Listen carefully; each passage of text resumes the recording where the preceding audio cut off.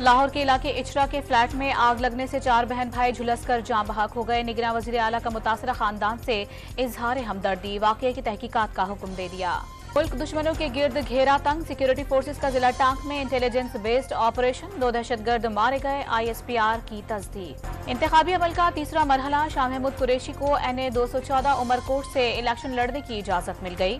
NA 50 اٹک سے زلفی بخاری اور راولپنڈی کے حلقے NA 55 اور PP 15 پر راجہ بشارت کے کاغذات بھی منظور ہو گئے۔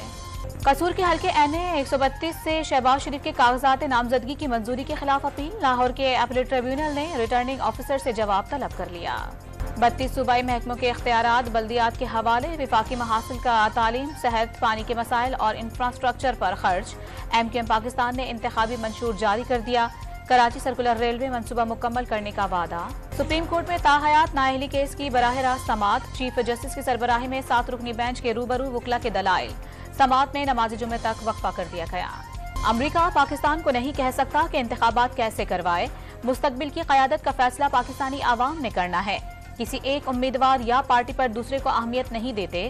ترجمان امریکی محکمہ خارجہ میتھیو ملر نے کی پریس بریفنگ۔ صوابی کے علاقے زیدہ میں بھائی کی فائرنگ سے بہن بھائی جاں بحق، مقتولہ کے شوہر کی مدعیت میں پولیس نے مقدمہ درج کر لیا۔ پنو عاقل کے قریب تیز رفتار مسافر کوچ بے قابو ہو کر الٹ گئی، 3 افراد جاں بحق، 15 زخمی، اسپتال منتقل کر دیے گئے۔ سڈنی ٹیسٹ میں بھی پاکستان ٹیم مشکلات کا شکار، تیسرے روز کے اختتام پر صرف 68 رنز پر 7 کھلاڑی آؤٹ ہو گئے، برتری صرف 82 رنز کی دوری پر۔ نئے سال کے آغاز پر بالائی علاقوں میں سردی کی شدت بڑھ گئی، وادی نیلم میں برف باری کے بعد درجہ حرارت -17 تک گر گیا، کوئٹہ اور زیارت سمیت بلوچستان کے مختلف علاقوں میں برف باری۔ اور ملک بھر میں شدید دھند کے باعث 25 پروازیں منسوخ کر دی گئیں، 4 روز میں 150 پروازیں اڑان نہ بھر سکی، 300 متاثر ہوئیں۔